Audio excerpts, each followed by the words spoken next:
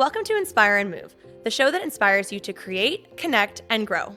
I'm going to bring you meaningful conversations, aha moments, and all the motivation you need to up-level every part of your life. I'm Ali Aruda, founder of Inspire and Move, and your personal hype girl.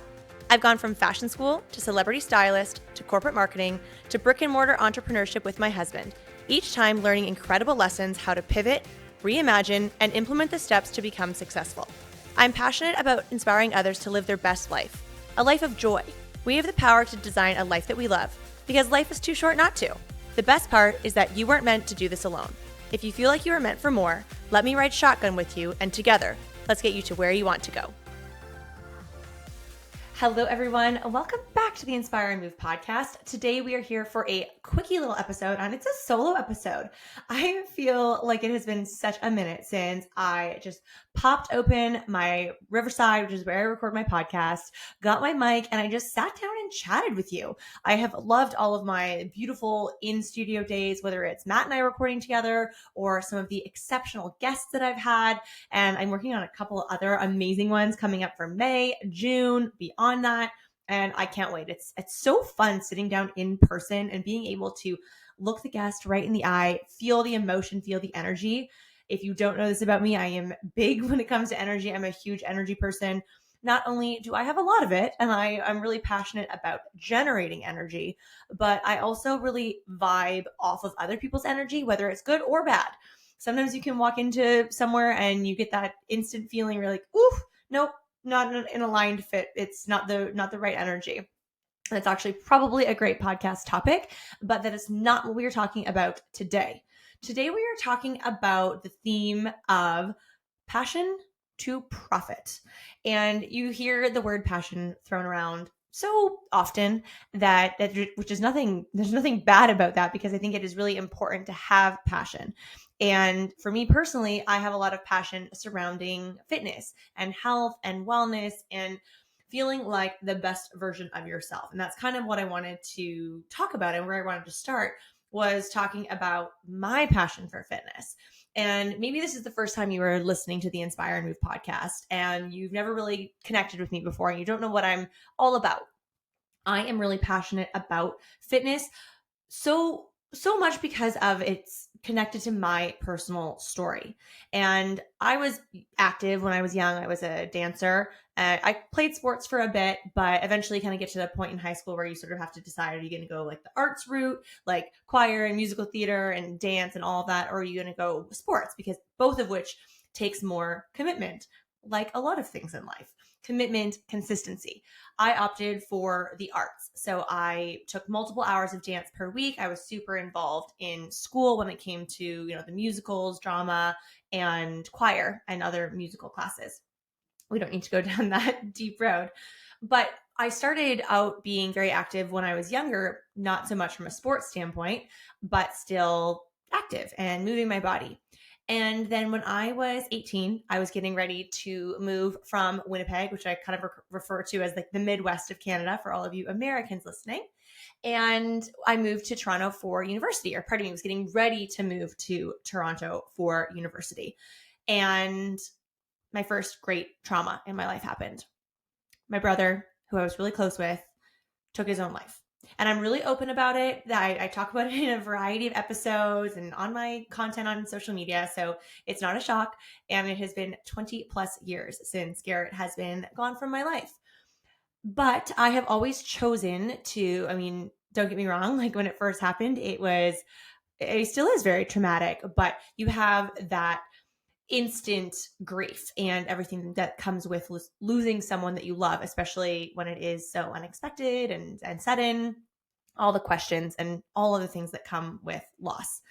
But as I moved through that, I still chose to move to the new city and go to university and live in a dorm room.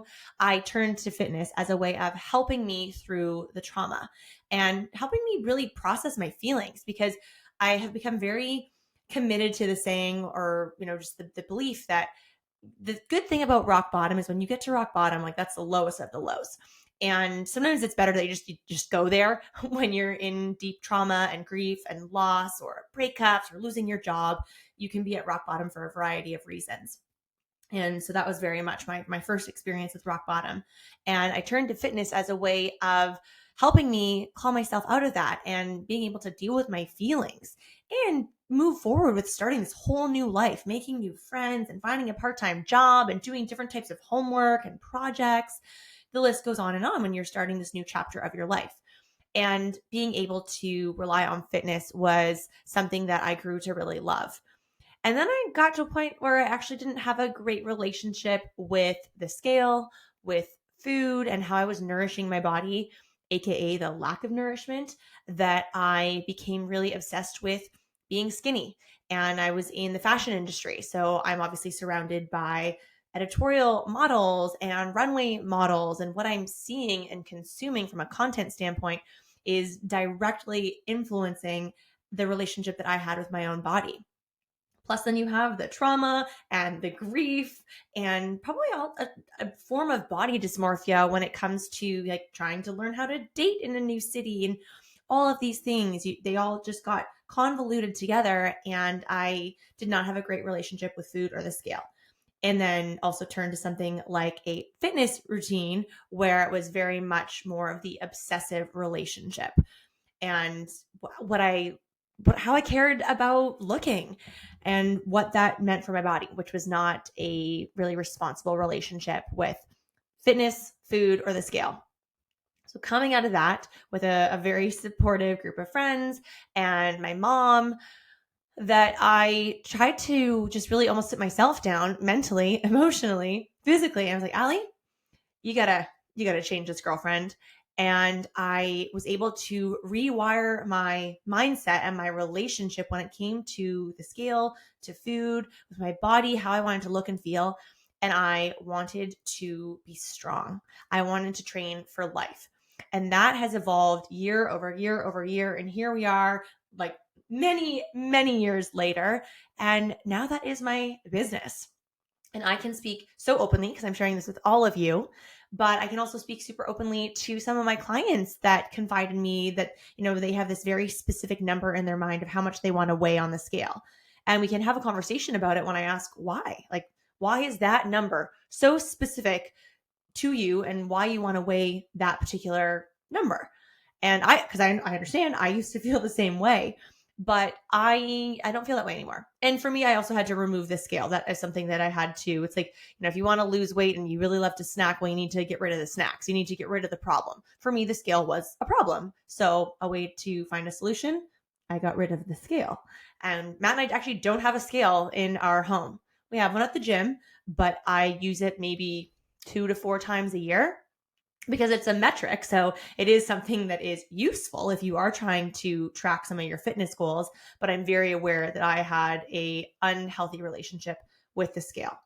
So taking all of this information that I am sharing with all of you, that I, finished my 4 years of university, and then I went on to a really amazing job in fashion and entertainment.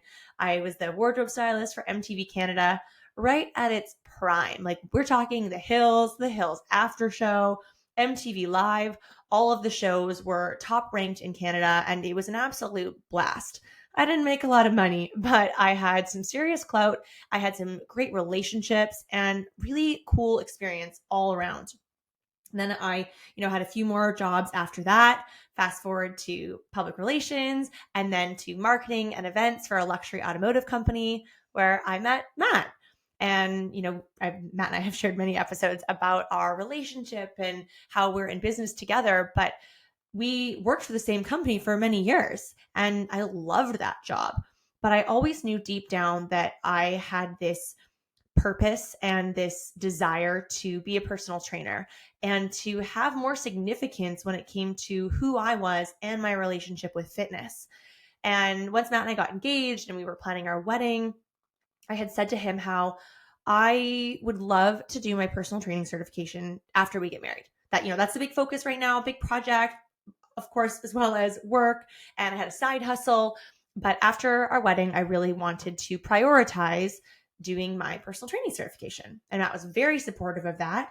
And so I did, and I loved it. And then I started coaching at an F45. I would wake up and teach the 5 a.m. class, the 6 a.m. class, then have my 1 hour commute to the city where our office was, work a full day, come home, go to the gym that we now own. That plot twist, Matt and I were members for 4 years of the gym that is now Benchmark Fitness and that is now our baby. Which actually, at the time of recording this, I have been doing some back end work on all of our memberships and all of our members. And, Matt and Ali Aruda are still members, but it will be 10 years of our anniversary this upcoming Monday that we have been in the system for 10 years. And I thought that was really cool. I don't really know if we're going to celebrate it, but I thought it was cool. It's in my calendar. I'm telling you guys. So woo, high five for that. But it is just so neat, even as I'm talking about this, and I've prepared these notes to record this episode, and I'm actually feeling really fired up and excited about this because I think it is so easy for us as entrepreneurs and as humans. And I think especially if you are like me and you're the high achieving type where I move really fast. And I feel like the more years that pass by that I am an entrepreneur that is multi-passionate and super driven for achieving my big dreams and goals, I'm able to move faster and make decisions faster. But sometimes on the back end of that, that means that I'm not really sitting in all these achievements. And I'm a big advocate for celebrating wins, but sometimes some of these things, like the story that I'm sharing with you guys, I'm feeling really happy about it and really connected to the fact that my passion for fitness started from a trauma. But then it was something that I committed to, quote unquote, grinding through when I was in corporate because it was important to me and I wanted to get my foot in the door. And then I eventually made the decision to leave this job that I loved. I was making a wonderful salary. I went on some incredible trips as a result of my position with the company. I had some great friends. Well, Matt and I are married at this point, but I'm so grateful that I met my husband at this job, that I had a deep emotional connection to this company and my position there. But ultimately, I had this bigger dream. I wanted to be a personal trainer. And so I gave my notice. I left with so much love. And then I went and worked for a boutique personal training gym in downtown Oakville, Ontario. I had what I call the graveyard shift. I worked from like 1 p.m. to 8 p.m. and I would have sporadic training hours that you can't really do much in between. You don't want to really do your workouts. You don't want to be super sweaty. But I had a side hustle at the time, so I would just go and work on that as well. And then in that time, Matt and I had the opportunity to buy what is now Benchmark come our way. And this is a little side note, guys, that opportunity can come your way when you least expect it. And so often it does happen that way.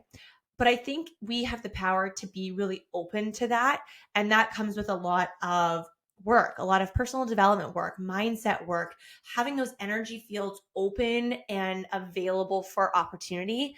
And then having that mindset right where you can see that sometimes, yes, opportunity comes your way when you're at max capacity. And I can identify with this, but you have to see beyond that overwhelm and see the opportunity and sit in the opportunity and think big picture.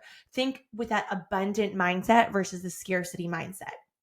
And so Matt and I took a leap and we're like, this is like happening about 5 years sooner than we planned. But we are members of this gym. We see that there's so much opportunity and we have a great vision for it. So let's do it. And we'll just figure out how to buy it because, it's not something that we had just the cash sitting in our mattress or underneath our mattress. We had to be smart. We had to move some things around. We had to make some sacrifices.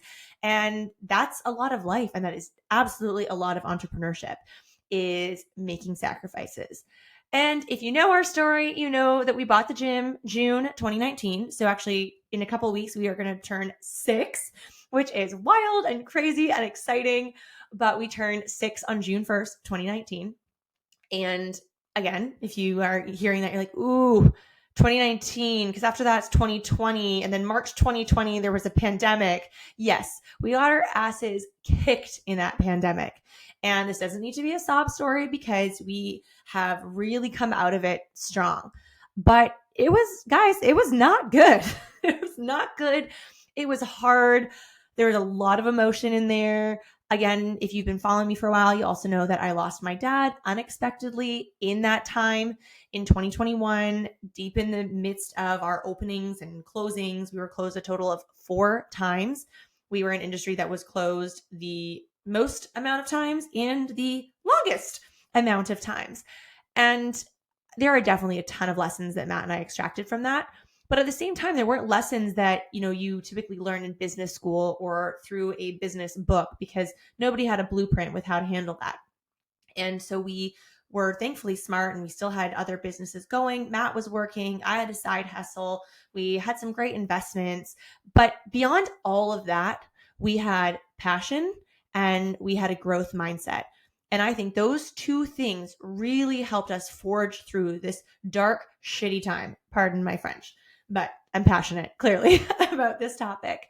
And we forged through, and we realized that failure wasn't an option. And one of my best friends, she lives in Los Angeles. She's been there well over a decade, and she is a super successful, super talented jewelry designer. And we were roommates for a couple of years, actually, during our university years. And I remember when she was getting ready to move to LA, this is just so vivid. It's like a core memory for me that she got this tattoo that says, "Jump and thy net shall appear." Because she had told me that with her move to LA and what she wanted to do there, that failure was not an option. And that has stuck with me so clearly for all of these years, that Matt and I knew that when our business was closed 1, 2, 3, 4 times, failure was not an option. And sometimes failure is the easiest option, where you just throw your hands up and you're like, you know what? Yeah, this is hard. Matt actually made a comment this morning about, we have a big goal that we're in the midst of working on right now that is a stretch goal. And we've shared it with our team. We've incentivized our team. And like, I feel like I can share this with you openly. Like I'm grinding. I really want to hit this goal. And when you can set goals that you are deeply connected to, like, what is the why behind that? I want to achieve this goal so bad. But I went through this whole 1 hour period last night in my office by myself, candle lit, with tears and my journal. And I was like, I want this so badly. And I think that when you have some of these deep goals and deep visions that you are truly connected to them, it comes with a variety of emotions. And that's what I felt last night. But Matt was saying this morning, he's like, maybe we should just like quit the goal and try some other time. I might have actually smacked him on the bicep. It was early this morning before coffee, and said like, no, that's a terrible attitude. Of course we can achieve it. We just need to change our mindset. We need to roll up our sleeves and work hard. And I'm super proud of us that during these dark months and few years in the pandemic, we never thought about failing and quitting. Like, we just knew that, yeah, that this sucks. This really sucks right now. But our purpose behind this is so great. And on the other side of this will be growth and momentum.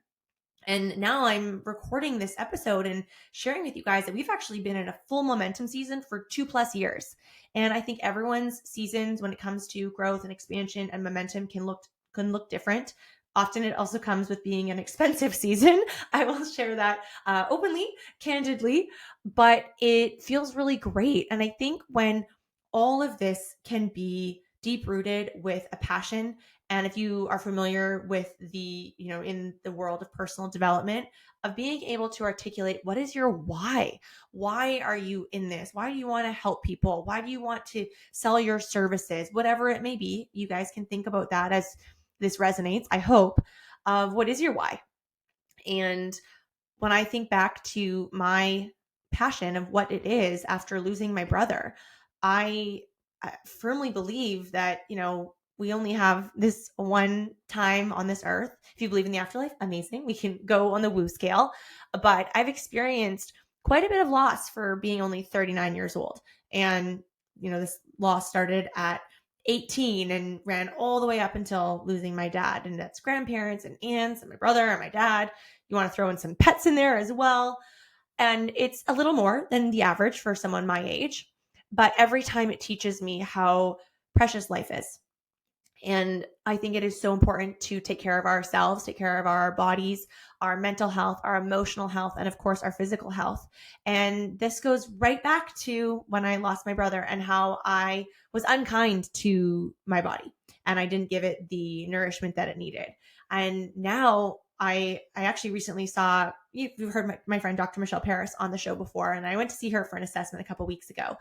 And she was asking me, what my goals are and what do I want to change. And I was like, I actually feel so happy with my body and like who I am, my health. I'm always wanting to better myself and grow. And that a lot of that comes from personal development. But even look at what Matt and I did with High Rocks, that we wanted to just try something new. I wanted to push myself out of this, not comfort zone, because I actually do like training outside of my comfort zone, but trying something new and doing that together and overcoming that and achieving that. And yeah, it was hard, but we did it. And being able to share that with our community and hopefully encourage that before, High Rocks Toronto is coming up in the fall. It has been amazing to see people in the benchmark community get excited to do that, especially for the very first time, and encourage that. And that's a byproduct of the benchmark fitness community, whether it's in our brick and mortar space in Burlington, Ontario, Canada, or if it's online now with what we're doing with custom programs and the challenge and our big visions beyond the current version of the Benchmark Fitness app. We want to celebrate and support people trying new things and challenging themselves. It's something that I'm super excited about doing with my one-on-one coaching clients when it comes to their mindset and their business goals. That we are on the driver's seat of our life, you guys, and you have the power to direct yourself how you wish. If you're not happy with something, no one's going to come along and change it for you. You are the one that's responsible for the change.